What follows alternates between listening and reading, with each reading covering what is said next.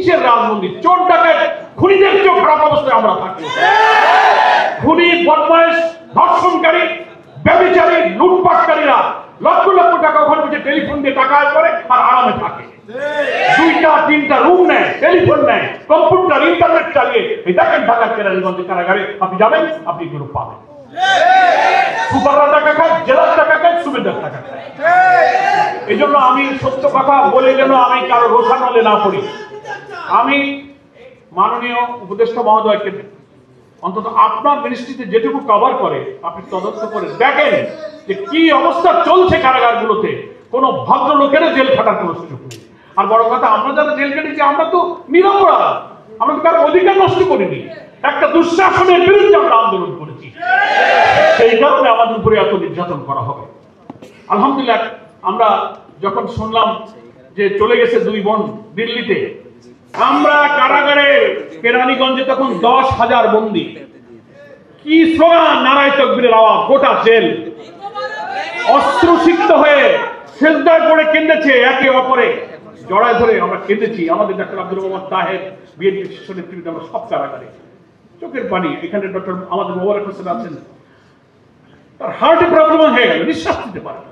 এই যে মঞ্জু ভাই আছেন, আক্তার আছেন, আমরা এখানে সব, ওই যে প্রফেসর আমাদের ভাই মাহতাব সাহেব, এই সমস্ত উনাদের মতো লোকের সাথে দুর্ব্যবহার করেছে, সব আমরা কারাগারে ছিলাম। তো আমি বলছি যে আমাদের এই অবস্থার পরিবর্তন হওয়া দরকার। আমার মনে হয় যে মাননীয় উপদেষ্টা জনাব আসিফ নজরুল এই আয়োজন যে করেছেন, নিশ্চয়ই তার মধ্যে আল্লাহ কোনো শুভপতির উদয় করে দিয়েছেন।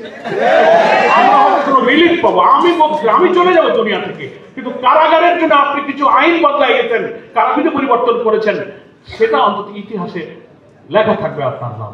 আমি এই আবেদনটা করি এবং আমি একটা কথা বলে বিদায় নিই, মায়ের দোয়া কতগুলা কাজে লাগে।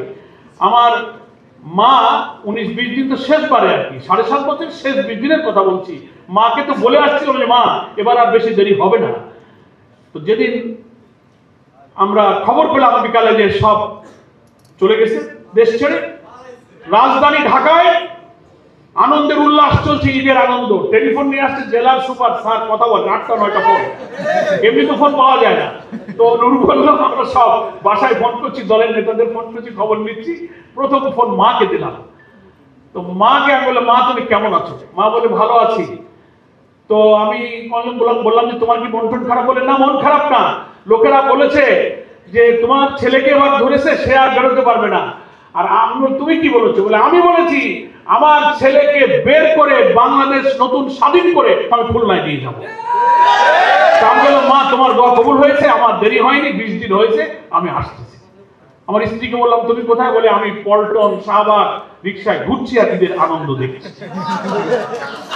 এই অনুভূতি ছিল কারাবন্দী সকল মানুষের, সেই দুঃশাসন বিরোধী, ফ্যাসিবাদ বিরোধী এই আন্দোলনের কারাবন্দী আমার কারা জীবনের সাথীদেরকে আমি ধন্যবাদ জানাই। আমাদের জীবনে এই কালো দিন যেন আর ফিরে না আসে। অন্তর্বর্তীকালীন সরকারের কাছে আমরা কারাবন্দীরা সেই সুরক্ষা চাই। আর একটা সরকার আসলে রাজনীতির প্রতিপক্ষের অপরাধে যেন ওই কালো দিন আমাদের ভাগ্যে ফিরে না আসে। সকলকে ধন্যবাদ জানিয়ে আমি আবার বক্তব্য শেষ করছি। বাংলাদেশ জিন্দাবাদ।